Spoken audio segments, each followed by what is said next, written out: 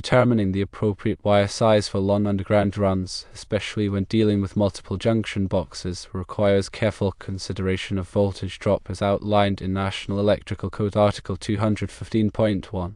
The primary goal is to ensure that the voltage at the final point of use, in this case the duplex receptacle, remains within acceptable limits. Voltage drop occurs due to the resistance of the wires over long distances. Excessive voltage drop can lead to efficient operation of electrical equipment, overheating, and potentially hazardous conditions. To address this, let's break down the process into manageable steps. Firstly, understand the code requirements.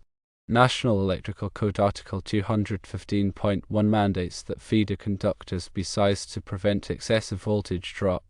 While the code doesn't specify a precise voltage drop percentage for feeders, a common engineering practice is to limit the voltage drop to no more than 3% for branch circuits and 5% for feeders, resulting in a combined voltage drop of no more than 5% to the farthest receptacle. Secondly, calculate the total circuit length. In this scenario, the circuit consists of two segments, the first from the electrical panel to the first junction box, which is 175 feet, and the second from the first junction box to the duplex receptacle, exceeding 400 feet. The total length is the sum of these segments. Thirdly, determine the load requirements. Assess the amperage required by the duplex receptacle. This will depend on the devices that are expected to be plugged into it. Use the maximum possible load to ensure the calculation is conservative. For a standard 15 amp duplex receptacle, the load could be up to 15 amps, but it's crucial to consider the actual anticipated load. Fourthly, calculate the voltage drop for each segment. Use the voltage drop formula. Voltage drop equals 2 times K times I times D divided by Cm, where voltage drop is the voltage drop in volts, K is the direct current resistance factor for the conductor material, which is approximately 12.9 ohms circular mils per foot for copper and 21.2 ohms circular mils per foot for aluminum. I is the current in amps, D is the one-way distance in feet, and Cm is the circular mils of the conductor. Fifthly, select trial wire sizes. Start with a reasonable wire size, such as number 8 American wire gauge, AUG, for the initial segment and number 4 AWG for the longer segment based on the initial assessment. Refer to National Electrical Code Table 310.15. B16 for the ampacity of different wire sizes. However, the ampacity must be adjusted for ambient temperature and the number of conductors in the conduit per National Electrical Code Tables 310.15. B2. IN 310.15. B3. Respectively. Sixthly, calculate the circular mils for each trial wire size. The circular mils for number 8 AWG is 16,510 cm, and for number 4 AWG it is 41,740 cm. These values can be found in standard wire tables. Seventhly, calculate the voltage drop for the first segment.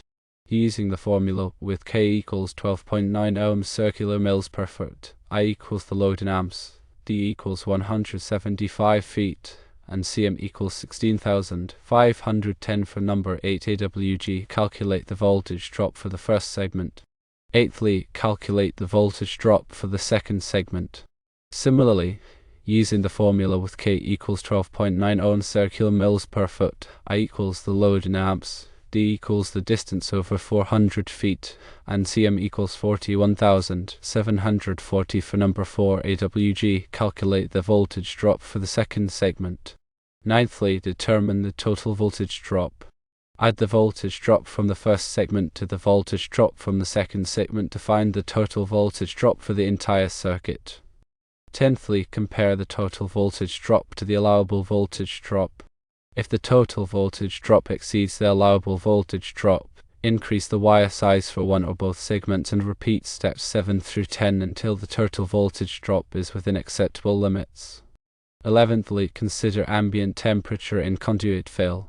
Adjust the ampacity of the selected wire sizes based on the ambient temperature and the number of conductors in the conduit, as per National Electrical Code Tables 310.15. B2. IN 310.15. B3. If the ampacity is reduced below the required load, increase the wire size accordingly.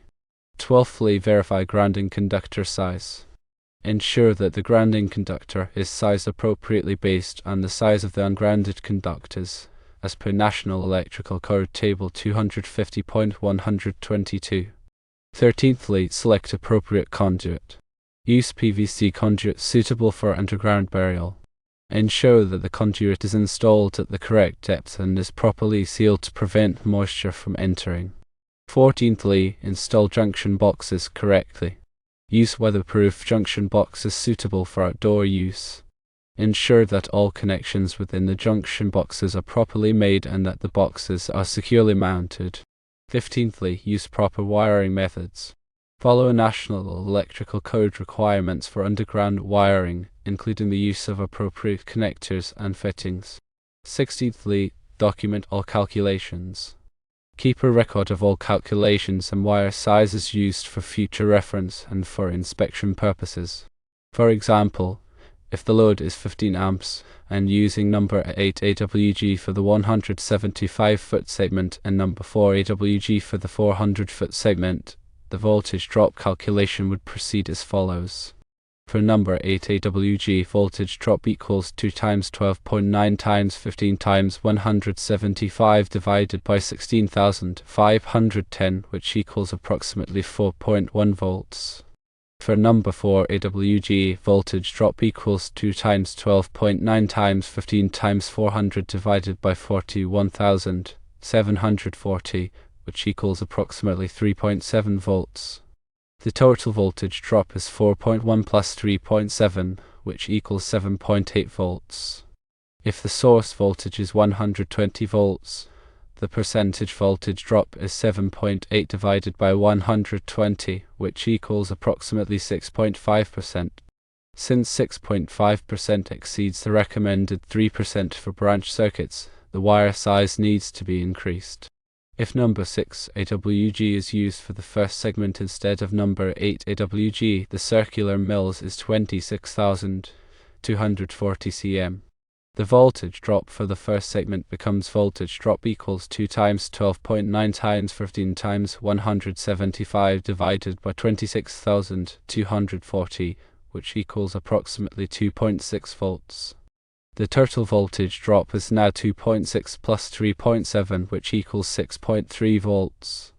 The percentage voltage drop is 6.3 divided by 120, which equals approximately 5.3%. While this is closer to the recommended limit, it's still slightly above 5%.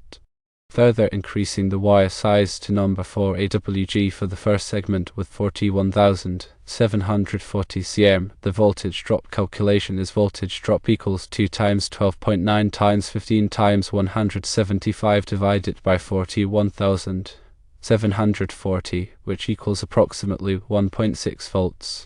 The total voltage drop is 1.6 plus 3.7, which equals 5.3 volts. The percentage voltage drop is 5.3 divided by 120, which equals approximately 4.4%. This is within the acceptable range. Therefore, using number 4 AWG for the first 175-foot segment and number 4 AWG for the remaining 400-foot plus segment ensures that the voltage drop is within the recommended limits. Remember, these calculations are based on specific assumptions, and it is essential to verify these assumptions and perform calculations based on the actual load and circuit conditions. Using smaller wires closer to the panel might seem cost-effective initially, but it can lead to significant voltage drop issues, potentially damaging equipment and creating unsafe conditions. It is always better to err on the side of caution and use larger wire sizes to ensure adequate voltage at the point of use. Also, local codes and regulations may have specific requirements that must be followed, so it's important to consult with a qualified electrician or electrical inspector to ensure compliance. This detailed approach ensures that the underground wiring installation is safe, efficient, and compliant with the National Electrical Code. Remember to always prioritize safety and consult with qualified professionals when dealing with electrical installations. Moreover, consider future expansion. If there is a possibility of increasing the load in the circuit in the future, it is wise to account for this in the initial wire size calculations. Using a larger wire size than currently required can save time and money in the long run by avoiding the need to replace the wiring later. Always use appropriately rated connectors and terminations. Ensure that all connectors and terminations are rated for the wire size being used and are suitable for underground applications. Improper connections can lead to increased resistance, voltage drop, and potential fire hazards. When pulling wires through conduit, use a pulling lubricant to reduce friction and prevent damage to the insulation. This is especially important for long runs with multiple bends. Ensure that the conduit is properly supported and secured to prevent damage from shifting soil or other external factors. Use appropriate warning tape or marking to indicate the presence of underground electrical wiring. This can help prevent accidental damage during future digging or excavation. After completing the installation, thoroughly test the circuit to ensure that it is functioning correctly and that there are no faults or shorts. Use a multimeter to measure the voltage at the receptacle and verify that it is within the acceptable range. Keep detailed records of the installation, including wire sizes, conduit type, junction box locations, and test results. This information can be valuable for future maintenance and troubleshooting. Periodically inspect the underground wiring installation to check for signs of damage or deterioration. Pay particular attention to junction boxes and conduit entry points. By following these guidelines and adhering to the National Electrical Code requirements, one can ensure a safe and reliable underground wiring installation that provides adequate voltage to the duplex receptacle. Always prioritize safety and consult with qualified professionals when dealing with electrical installations.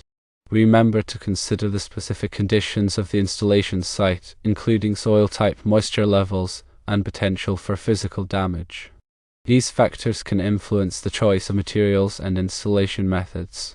Consider using ground fault circuit interrupter (GFCI) protection for the duplex receptacle to enhance safety. GFCIs can help prevent electrical shocks by detecting ground faults and quickly interrupting the circuit. Ensure that the GFCI is properly installed and tested. In areas with high levels of lightning activity, consider using surge protection devices to protect the electrical equipment connected to the duplex receptacle. Surge protection devices can help prevent damage from voltage spikes caused by lightning strikes. Also, be aware of local utility requirements.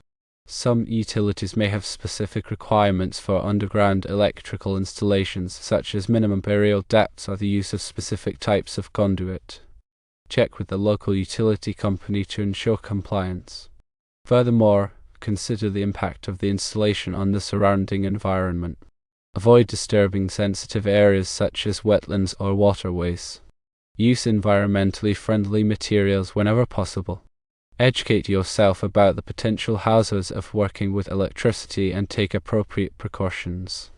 Always de-energize circuits before working on them and use appropriate personal protective equipment. Ensure that all workers involved in the installation are properly trained and qualified.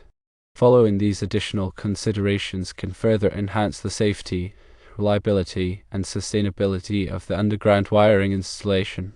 Again, always prioritize safety and consult with qualified professionals when dealing with electrical installations. The National Electrical Code is updated regularly to reflect changes in technology and best practices. Stay informed about the latest code requirements and ensure that all electrical installations comply with the current edition of the code. Local jurisdictions may have amendments or additions to the National Electrical Code. Be sure to check with the local electrical inspector to determine any specific requirements that apply to the installation. Use high-quality materials and equipment. Cheap or substandard materials can fail prematurely, leading to safety hazards and costly repairs. Purchase materials from reputable suppliers and ensure that they are properly rated for the intended application. Proper planning and preparation are essential for a successful underground wiring installation. Take the time to carefully plan the layout of the circuit, select appropriate materials, and obtain all necessary permits and approvals before beginning work. Consider the long-term maintenance requirements of the underground wiring installation. Design the installation to facilitate future maintenance and repairs. For example, provide access points for inspection and testing. Ensure that the underground wiring installation is properly documented and labeled. This will make it easier to troubleshoot problems and perform maintenance in the future. Develop a regular maintenance schedule for the underground wiring installation. This should include periodic inspections, testing, and cleaning. Address any problems promptly to prevent them from escalating into more serious issues. Remember that electricity can be dangerous. Always take precautions when working with electrical equipment and follow safe work practices. If you are not comfortable working with electricity, hire a qualified electrician to perform the work.